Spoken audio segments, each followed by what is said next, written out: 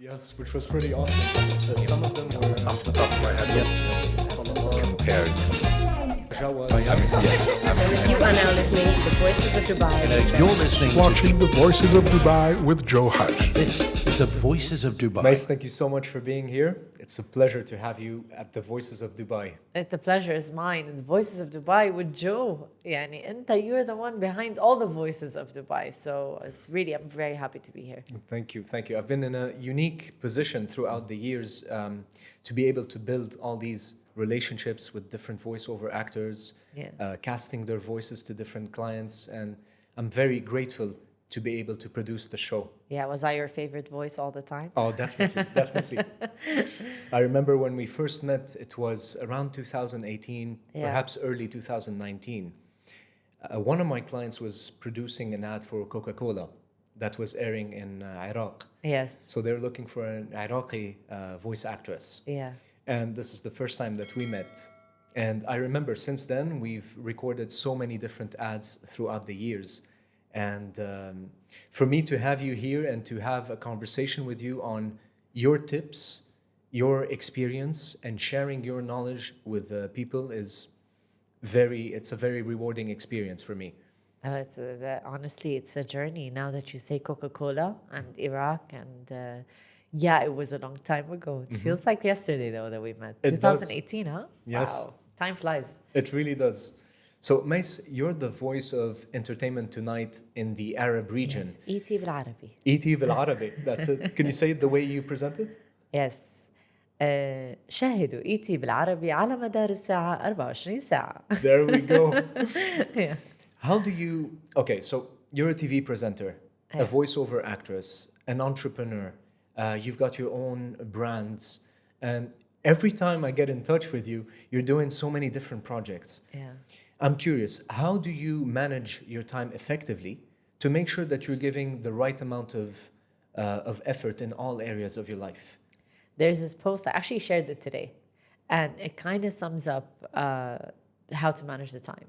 Okay. Not that I'm, just to be very clear, I'm not the ideal perfect person. There's nobody perfect. So as much as we try to schedule, as much as we try to do the maximum things, it's not always pretty. Sometimes things get chaotic. Sometimes the schedule goes out of hand, and that's normal. That makes us human. If I had everything by the dot, I would be a robot.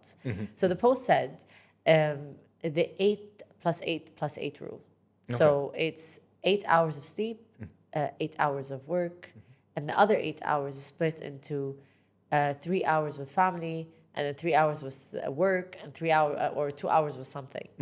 So it was very interesting because that's actually how I split my day in life, you can put it that way. Okay. So I do put in the priority of my time, which is sleep.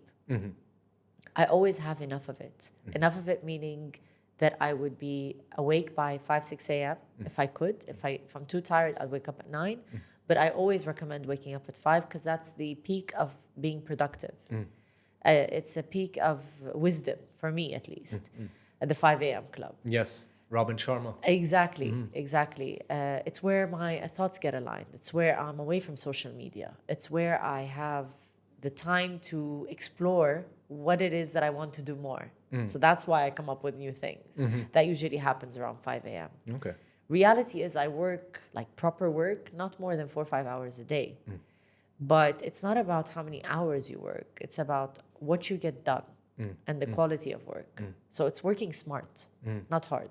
There's a difference. I love that, yes. Yes. So, that's how I kind of split my time. So I have days that are separate. Like one day is a podcast. One day is for example, the logistics of paddleboarding. One day is this. So I have them split in. And it's okay to delegate. I have a team right now of great girls. They're all girls, women empowerment. Woo. Oh, yeah. So the team is pretty much running the show, and they're partners with me. So delegation is very important. And ET is always there, every day. على مدار الساعة 24 ساعة, which means that 24 hours a day, 7 days a week. So, but I still fit it in. It's not. I enjoy what I do, so I don't feel the time. Yeah, makes sense. How and when did you become the official voice of ET? Oh, I should have researched that before I came here. From the Has top it of your been? head. At least 6 years, 5 years, Wow. 6 years. And did you have to audition for the role, or someone reached out to you? I didn't really audition for the role. Maybe because they already knew who I was. So Okay. technically my audition was there. You know, to be fair, it's not like I just got handpicked. So the Charisma Group, they own Entertainment Tonight. Before it used to be part of NBC. Okay. Which was still produced by Charisma, but it was on air. Then it stopped, and I think a year or two down the line, they took full ownership of it and moved it online. So at the time, Diana, a good friend of mine, she called me, and she said, "Would you like to come in for ET بالعربي?" And I thought TV, ET بالعربي. So I thought TV, and I'm like, "Isn't it off TV?" So that's when I went in, and she said, "This is the show. It's online now. What would you like?" So we decided that I just wanted to be the voice. By that time, I had already been like a radio presenter, a voiceover dubbing artist. I've done a lot in my career in terms of my voice, and there was no podcast at the time. Okay, yeah. But my voice was kind of more or less out there. And I think I have to give credit to ET because they became, and they are, the number one platform for entertainment news. So I think thanks to them, my voice is now a bit more of a signature. So I give them a little bit of or most of the credit. Yeah. So then, things worked out, and I became the voice of ET. Awesome. Yeah. And when was your first project as a voiceover actress ever? Oh, that was funny. I still remember. I can never forget that. It was a friend of mine. He opened up a studio in Dubai Media City, in Concord Tower. Okay, and Creativa? no, Okay. it's not Creativa. It was a very big studio, and it was a dubbing studio. It was a 2011. Okay. 2011. That's Wow. when I became I'm talking about. I used to do voiceovers, but in small studios, and it was like either radio jam or but that was back in 2000, I think, 5. Okay, and was that your first paid voiceover job? Yeah, but I wouldn't call this it was a first paid voiceover job, but I wouldn't I don't even remember the first job. It was probably a radio ad or something basic, but it wasn't a TVC. It never. None of them went on TV. Okay. It was all basic format. But the biggest project I did, the first one, as a dubbing artist, which changed everything. It changed everything. It was a turning point in my voice. Okay. That's why I don't count anything before that, even though I did so many ads. But I honestly, I don't know why they would even pick my voice to do the ad, because it was at least I used to think it was horrendous. It wasn't trained. It wasn't done properly. But, client wanted the voice. So it was in 2011, I get a call from my friend. He had just opened up a dubbing studio, and dubbing was trending back in the days, as in to do them in the UAE, produce here. So he said, "Listen, do you know what dubbing is?" I'm like, "No, what is that?" He's like, those series that you watch on TV and it's in a different language and you lip sync. I'm like, "Oh yeah, that's so annoying. Why?"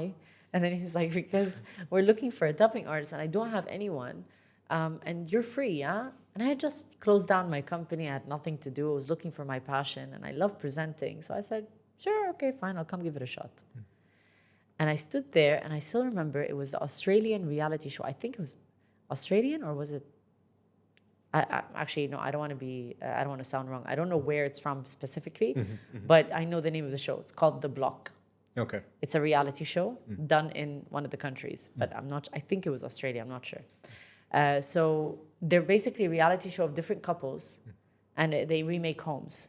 So in the series, or in the reality show, the couples were from different Arabic countries because it was dubbed. So I was the Iraqi couple, Nice. the girl and the guy. It was like fun. Every time I look at that project, I'm like, "Oh my god, I sound so annoying," And Haram, the girl, was like, she actually had a soft tone in the original one. Yeah. But the sound engineer heard something in my voice, something that he saw had potential. So he said, May, stay. Let's put you in movies and let me train you. And I'm like, okay, what do you train me? So he's like, let me train you. I think you have the capability of giving me different levels. And I think you just need to get to know your voice. And it was very interesting when I first heard that, get to know your voice. And then throughout the years, I stayed for at least a year or two, I did over 200 movies. Wow. 280 movies, Bollywood movies specifically. Wow. I did more than one character in a movie. Like I would do the mom, daughter at the same time, having a conversation. You had to switch your Yes. pitch and everything. Because wow. it was even on Fox movies, and Fox didn't even know it was the same person. They thought it was two different voices. That's awesome. Because you know how it is. They would send a demo of the voice, and then the client picks. So I had a demo of an old woman, a demo of a young girl, and a demo of like a high-pitched girl. Yeah. And they'd send them all three demos as three different individuals. And ironically, sometimes they'd pick all three. That's awesome. Yeah, but it was hard for me, but it was good training. Like, and I think that's what gave me the space for my voice to grow. The experience, The confidence. the acting. The acting wasn't easy. I'm not an actress, so that was also training on its own to try to get the expression to go. And obviously watching the movie right after and realizing what I can do to be better. So I really enjoyed the journey of dubbing. It sounds awesome. And do you consider that that sound engineer that was guiding you as a mentor back in the day? Of course, because if it wasn't for him guiding me, I mean, of course, each person can be self-taught if they really put their mind to it, you know, by researching books and reading. And they would still have a mentor, which is either the YouTube video they're watching, but it wouldn't be one-on-one on a personal level. So everybody has a mentor. But I think it obviously made it easier that he guided me there. Yeah. And reflecting back on that mentorship, if you will, if you had to pick 3 or 4 or 5, whatever they are, lessons that you learned from that mentorship, and you have to say them to someone who's interested in joining the voiceover industry, what would these be? I remember the sentence he always said, and it made a difference to me, is speak from your stomach, not from your throat, not from your nose. We tend to speak from our nose. Like if we're talking normally, which is exactly what happened when you asked me to say, how would you do ET? You know, like, على مدار الساعة. That's from my stomach, you know. Okay. That's. But when I'm talking to you on a podcast, that's probably from my throat, because if I speak from my nose, I would hear it in the headphones. It would sound like nasally. So I think it's listening to your own voice. Putting on these headphones and listening to your own voice was the second thing. That's very important, because the more you listen, the more you understand how you can play with it. And I really like the last one, which is the trick of the pen. Which is biting on a pen. Okay. It was to open up the vocal cords. So it was a trick. I mean, I don't know. I guess it helps. I mean, it helps with tongue twisters. It helps with opening your vocals. So you'd bite on a pen, and through, like, let's say you're drive from home to the studio or whenever you can, and just talk, sing, talk, do whatever you need to do, but while you're biting on the pen. Wow. That was really good tip. That actually helped a lot. Wow. Yeah. That's awesome. In what ways did your career as a TV presenter affect your career as a voiceover actress? No, I would say radio presenter affect my career as a voiceover. I wouldn't say Okay. TV. TV never affected. I think it's the other way around. Okay. I think it's how did my voiceover career affect my TV career?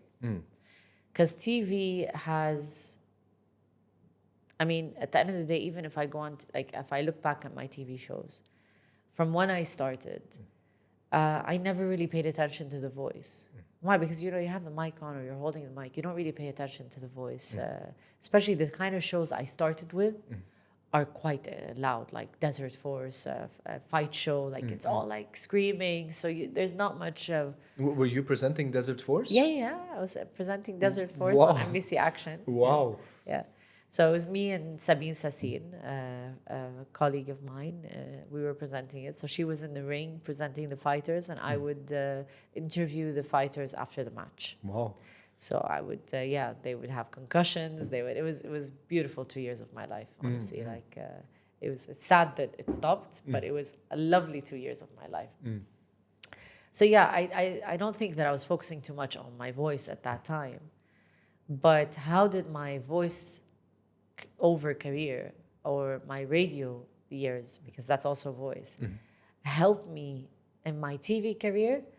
It made me closer to people. People would always comment on my social media and on TV that she has such a comforting voice. Wow. They wouldn't say she's confident, she's beautiful. I mean, if they do say it, the regular comment is her voice. So that's when I realized, like, oh, wow, like people really get affected by the frequency you speak to them. Like, sometimes you'll see this gorgeous girls, great presenters, bear in mind, but their pitch is just slightly high. Slightly high. It ruins everything. They don't hear her anymore. But the minute you can speak to people, like in that really calm tone, they start listening. They don't just hear you, they listen. It commands attention. And Yeah, you pull them in. And I feel like I'm blessed to have people write these comments. And it took a lot of hard work to get there. But I didn't think that all this training, like I didn't train to get there. I was training because I was in the voiceover section, not knowing that it was going to help my TV career or it would help me get close to people. I see. Mais, you're also a master life coach. Yes. And it's funny how I met you at the training, actually. I was also taking that life coach certificate. Yeah. And out of the blue, I'm having lunch, on day 8, I think. And I see you come out of nowhere. I'm like, wow, what a small world. Can you tell us more about your master coaching? Yes. I mean, of course, master life coaching is just on another level. It's on the quantum level. So quantum linguistics, the quantum field. And what I mean by quantum, for some people that might not know what the quantum field is, like the only way I can relate to it is, let's say, the 5D, like we're 3D, 4D, 5D. 5D is like the quantum field.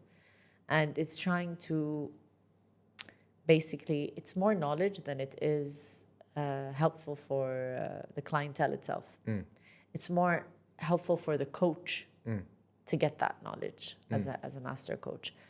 But it really has shifted a lot of my life. It's taught me so much. It's taught me how to disassociate myself from issues, from negative habits and patterns, from not prolonging any pain, for not being attached to problems and feelings.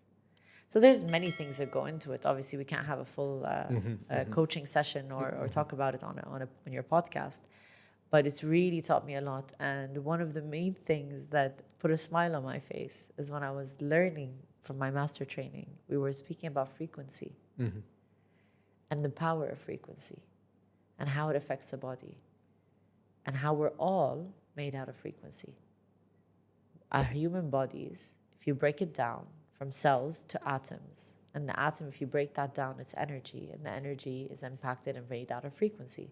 So when we speak, it's the sound waves, which is a frequency.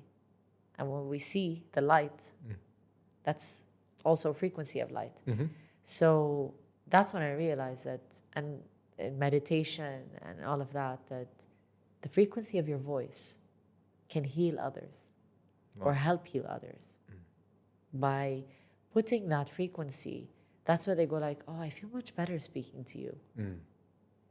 It was a frequency that made them feel better. So that's when I started realizing that, oh, it's not just the power of sound or voice or training your audio to make it sound pretty.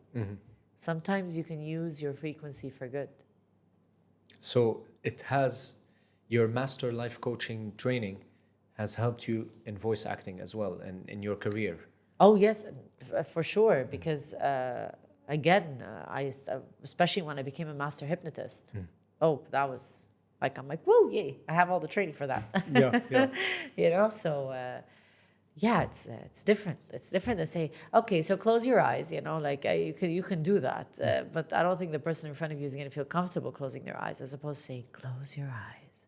You know, it's just take a deep breath in.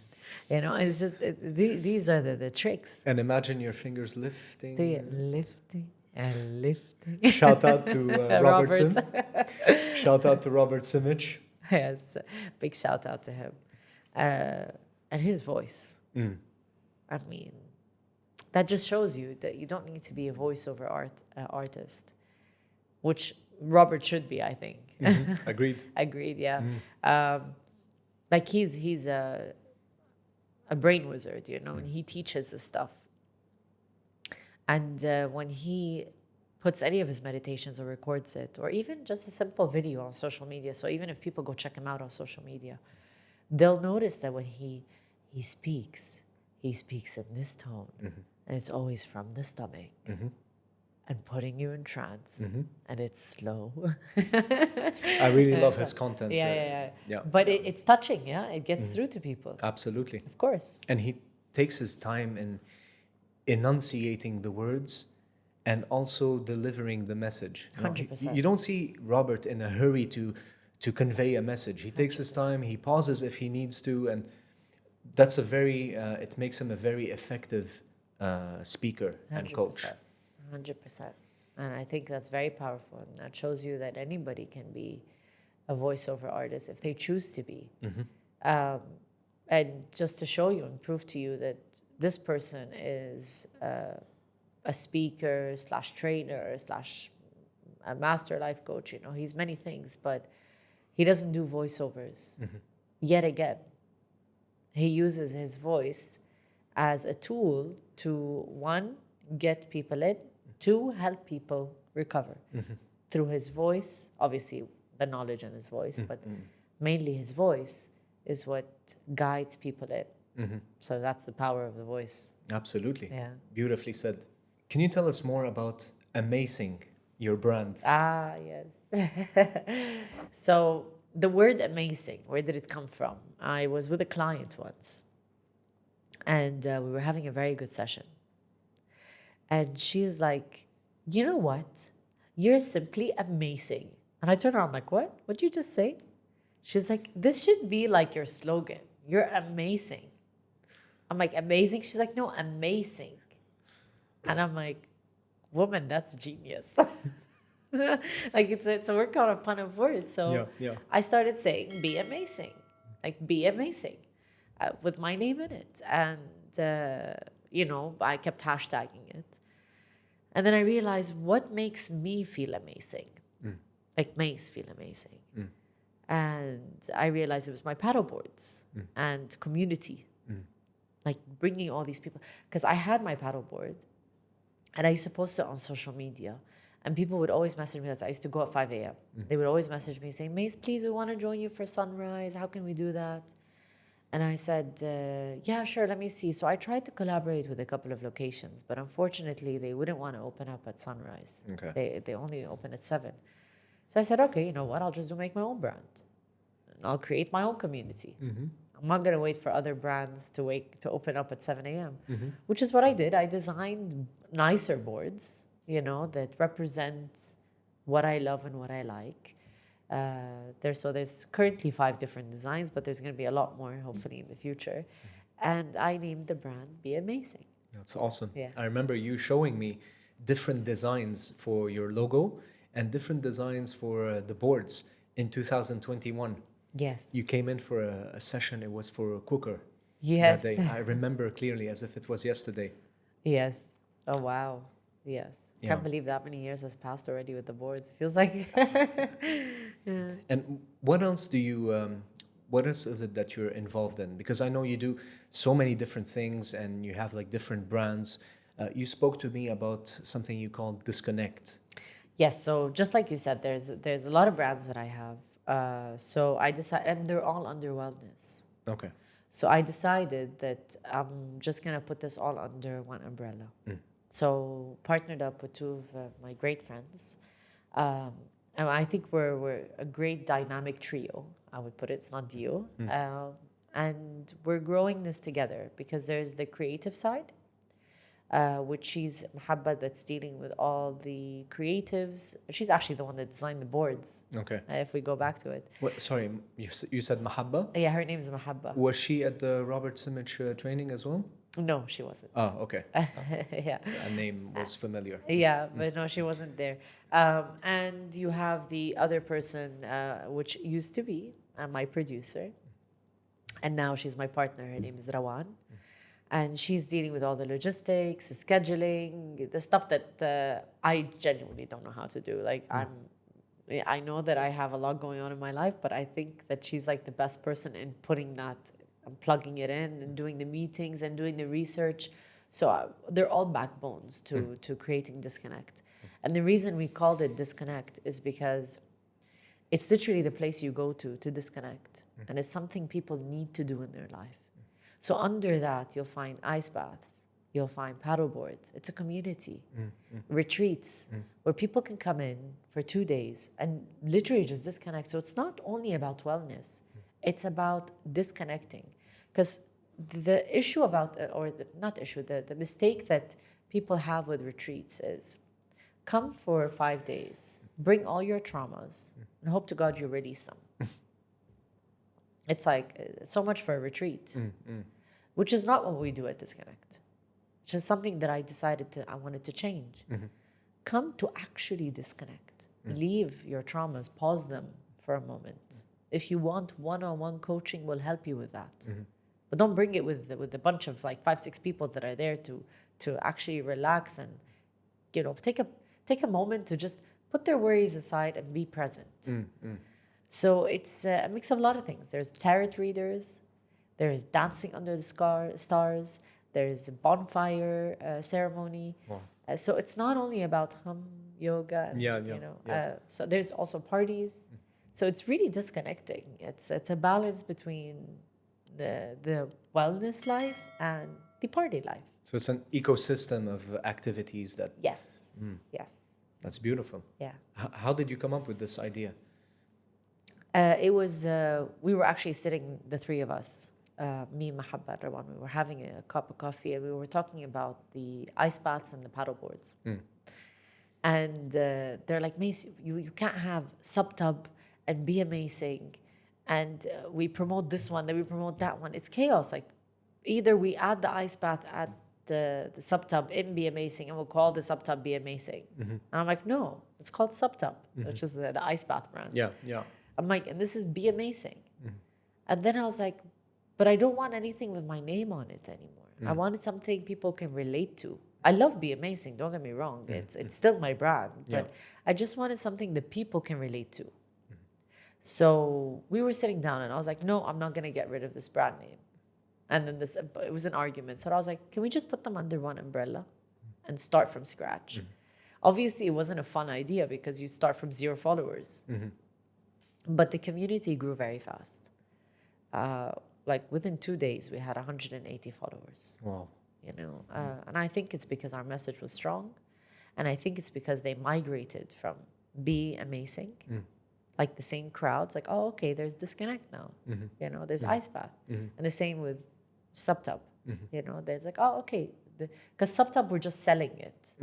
It's not classes. Yeah. So when I started doing classes, it's like, where do I put it? Under which name? And then I was like, okay, what kind of name can we think about? And we came up with Disconnect. Nice. And it was a poll, actually, because we were arguing, should we have Disconnect or Reconnect? And it was a poll that I did on Instagram because the slogan of the company is Disconnect to Reconnect. Okay. And I asked on Instagram, I said, what would you rather do? Disconnect or reconnect? 98% voted disconnect. 98%. And it wasn't even a company name. Like I asked, what would you rather do? Wow. Like I didn't ask which sounds better. Yeah, yeah. So I was like, let's see, because it's what really would they rather do. And for me, I was the one arguing it should be reconnect because positive terminology.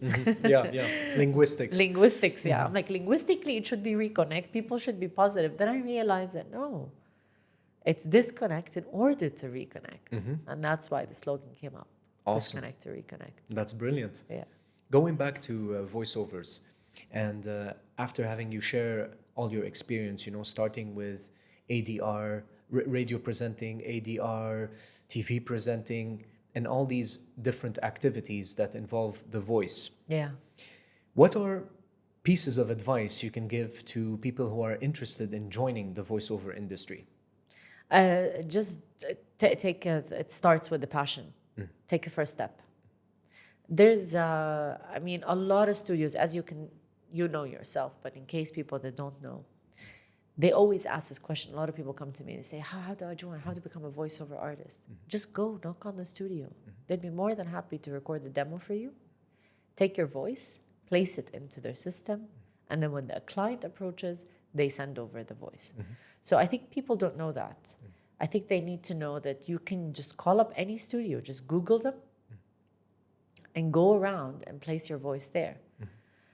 With today's modern technology, people are doing their demos at home using the mics that they buy from online, from Amazon, whatever, which is still good as long as the quality is fine. And the other piece of advice is train yourself by listening to others. Like when you pick up the phone and you're on hold, welcome to blah, blah, blah, blah. Please dial 1, like one of those. Listen to it. What's the tonality? Are they going up and down? Is it moving? Is it monotone? Try to mimic it. And I think by mimicking what you already know, like welcome to Emirates Airlines, like one of those Boeing 837, one of those. With the minute you hear it and you start practicing and training yourself by mimicking it, you're actually training your voice to become a voiceover artist for either IVR, or, for example, a radio jingle if you can sing, TVC, it's a TV commercial. So it really depends. You just need to mimic and just go shoot the demo, put it in, so that the studios can know you. I think this is like the best advice I can give from personal experience. Yeah. And throughout your career, was there a couple of voiceover actors that you looked up to and kind of aspired to become like? Not a name, but a voice. I still haven't, I don't know who the name is. Okay. It's not aspire to be like, but what I would like for me to do like they did. Like in the sense of, when I hear on Emirates Airlines, okay, I would go, I wish I can be the voice of Emirates Airlines, that's so cool. Like there's goals that I have. Yeah. Metro, like big stuff. But there's only one voice I don't want to be. Which is? The number you have dialed is currently switched off or outside the coverage area. Please dial later. That would disconnect you from reality. No, but because I feel like everybody swears at her. Yeah, yeah. Damn it. It's funny you say that because we had Danielle as well, and she was the voice of Eva from Emirates NBD. Yeah. And she was saying that, a challenge for her was like everybody swears at her for being Eva, right? Yeah. Like, sorry, but you cannot reach the bank right now. Call back later, something like that. Yeah. It's tricky because the thing is, because a lot of users would call the bank, for example, or the airlines say it's not an issue, but like calling in is switched off. It's a huge number of people. So they get to know your voice. So eventually when you go out, when I go out, a lot of people, by the way, they recognize my voice but not my face. Wow. Because of ET. They're like, you sound familiar. Like, you don't usually hear that, yeah? You look familiar is something that you usually get. You sound familiar is not something you regularly hear. Sure. You sound familiar. Where have I heard your voice before? Like entertainments, and I have to tweak it a little bit for them to realize it's me. Yeah. But yeah, it's a bit scary when you're like, you're the Emirates MBT girl, you're the bank girl, whatever brand. I it is. hate you. You're annoying. I listen to your voice like 6-7 hours a day, but yeah, I'd love to be so my ultimate dream and goal is to actually do a Disney. Okay. A movie? Yeah, like how Ellen did Dory in Finding Nemo. You know, I would love to do a character.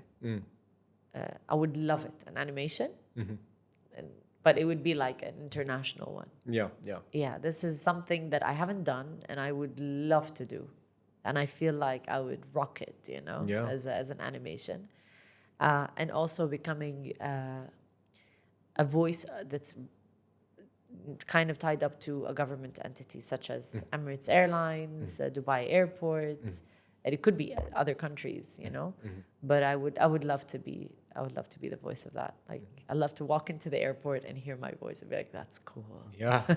It must be freaky too, right? Like, it's like, oh, that's like my voice. Yeah. Go to plane number 46. That's funny. Yeah. Having been through so many different recording sessions and so many different recordings, projects, how did you prepare for these sessions? I don't think I did. Okay. Like I told you, at the beginning, it was the whole pen trick. Like I would bite on a pen on the way to the studio. I breathe a lot.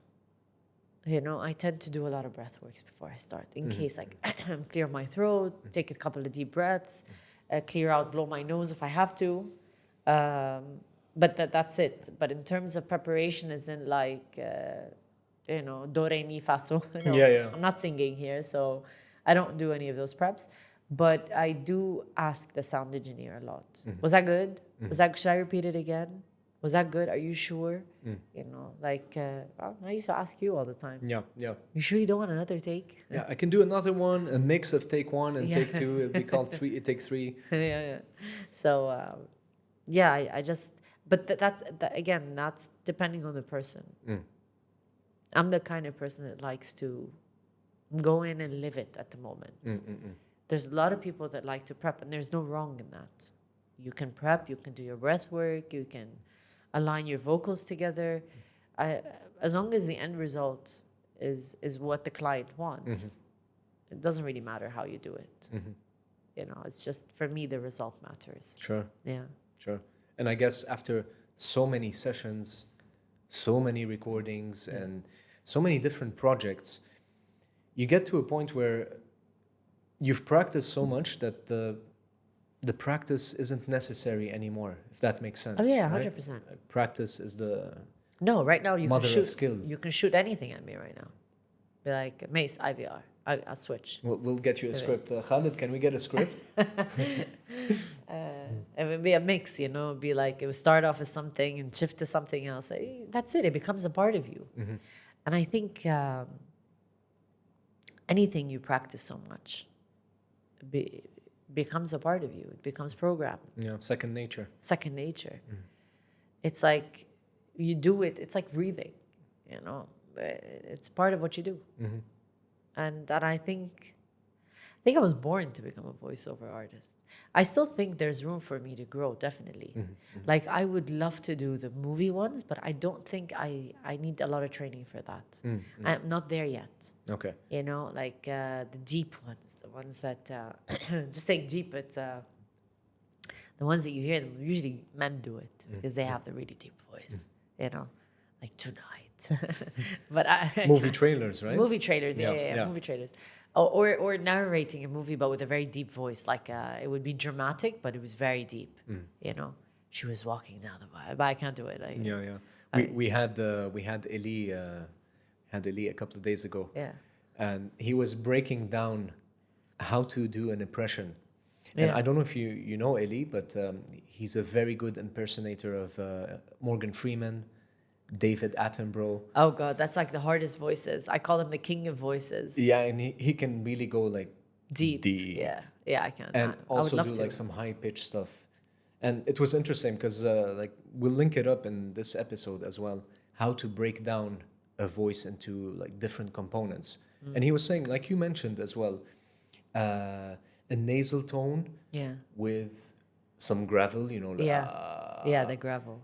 and speaking from your throat, you know, if you want it to be like deeper, Yeah. as opposed to speaking from your chest or your stomach Yeah. for higher pitch, higher volume stuff. Yeah. So 100%. it's pretty interesting to have his point of view and his experience on that. Yeah. I would definitely watch that episode. That's what we used to do during the days, but it's still that I feel like I could use a coach. I would love to get to the level of course, I can. Morgan Freeman's a man. I can never get to his level. But you see the feeling that you get when you hear Morgan Freeman's voice. That feeling. That's when I want to get. You know, the thing is, a lot of people, they hate hearing their voice. It's true. They find it annoying. It's like, oh, turn it off. I don't like hearing myself. But when you learn to love your own voice, you'll be able to express more. So when you learn to love your voice, everybody else will love it. And this is something I learned to do. I learned over time to love my own voice in order for others to love it. And I think that love relationship that I have with this tonality, that up, down, stomach, chest, you know, and it's like a workout. I think that's what got me to this obsession where I want to get more. I want to touch more people's, like of people's lives or their souls through my speech. Morgan Freeman, man, he does a good job doing that. Oh yeah. Yeah. I'll show you a clip. It's very impressive. What is your definition of a great voiceover actor? Morgan Freeman. That sums it up. Yeah, Morgan Freeman. He is. Like, he's just... I mean, he doesn't even know. I don't think he is a voiceover actor. He just does it. He just speaks. I mean, it's his voice. It's the way he speaks. He's born naturally with it. So I wouldn't call him a voiceover actor. I would just call him blessed. Yeah, with a golden voice. With a golden voice, yes. There's a lot of people with a golden voice. I forgot his name, the guy that they gave him the golden voice. He was homeless. I forgot his name. He was a homeless guy. And I don't know who heard him in the States. And his video went viral, the guy with the golden voice. And Wow. he had a very, very nice voiceover voice. And I'm not so sure. I think he came up with the UFC. Later on, he joined the UFC, I think. Wow. I think so, if I'm not mistaken. But yeah, the guy of the UFC. What's his name? Joe Rogan? Not Joe Rogan. Not Joe Rogan. Let's get ready to rumble. Oh yeah, the presenter. Yeah. What's his name? He's a great voiceover artist. Yeah, I don't know. I'll look him up. Let's get ready to rumble. There you go. Yeah. The famous, the golden voice. I think, you know how much he gets paid for that? No. Oh my God, we should Google that. You know, I think he gets paid just for saying that sentence or for 1 minute. A ridiculous amount. Like, I'm like, why don't I get paid? Comparing that to the rates we get. Why don't I get paid that much? But yeah, he gets paid a lot of money to say, let's get ready to rumble. Yeah. That reminds me also of SmackDown and Yeah, WWE. Yeah, of course. These are great voiceover artists. Yeah. And it's an art. Like, it's, you can either hype people with your voice. It's funny how your voice can control people, if you come to think about it. And I think that's why they call it the voice of God. Because the voice controls. For people that don't know that, presenting events, they never say voiceover. They say, so you're the voice of God. Why? Because people would be standing in the waiting area. And then you'd give that voiceover, which they call the voice of God. And it says, please enter the auditorium. The show will begin shortly. So I think it's because it's coming from the speakers above. Yes. And it's kind of giving a direct order that everyone is going to listen to. You know, nobody's going to ignore that order. So they call it the voice of God. And coming to think about it, yes, voices do control people. You'll find the people that are sitting watching WWE, and this guy comes up on stage and he says, let's get ready to rumble. You're hype man. And everybody's like, you know, like, Let's do it. let's do it. And they get hyped up, and the adrenaline starts kicking into their body. And then you have someone like Robert that says, take a deep breath in. And then all the people are like, shh. That's right. That's right. You get what I mean? You know? So they just calm down immediately. You know? So coming to think about it, you can actually control the person in front of you by what pitch you use to use, like for you choose to use. If you choose to go like, yeah, let's do this, or yeah, take a deep breath together. So it's amazing. But that goes back to frequency though. It is amazing. Amazing. I have to say. Yeah, it's amazing. But it's so true. It's so true. And a good example of that, of how true this is when you talk on the phone to someone. Yeah. Like, have you ever spoken to someone who is like really angry on Yeah. the phone, and you can hear the anger, not because they're shouting, but you can tell that they're angry or boiling from the inside. Yeah. And then the second you go like, okay, I understand that you're frustrated, but you don't have to talk to me like that. Can we talk in a calm way? The other person immediately lowers their tone and their volume, and the conversation is back to a zen, you know, adult conversation. So that gets back to your point of saying that you can control the pace of the conversation 100%. with your voice. 100%. You yell back, it causes a volcano to erupt. You know, you calm. I mean, you might not have an immediate reaction of, okay, I'll calm down. You know, but it would slowly De-escalate. de-escalate. I mean, they're going to continue yelling. If you're going to continue speaking in this tone of voice, eventually they will stoop, like they will give in. They're not, or they're going to shut the phone. They'll end the conversation, you know, because some people, they get irritated. It's like, your coldness is irritating me. You know? Yeah. Like, be angry with me. So, yeah, definitely you can control people with your voice. My last question, Yeah. I call it the 3 truths. And basically, it's a hypothetical question. Yeah. Let's say someone comes to you, Mais, I'd love to be a voiceover actor. Yeah. And you had to tell them 3 truths about the industry and traits, personality traits that helped you personally in your career in order to be the successful person that you are today. What would those 3 truths be? Be open to criticism, constructive criticism. Your voice is not always wanted, basically. So be open to, willing to accept and change and become better.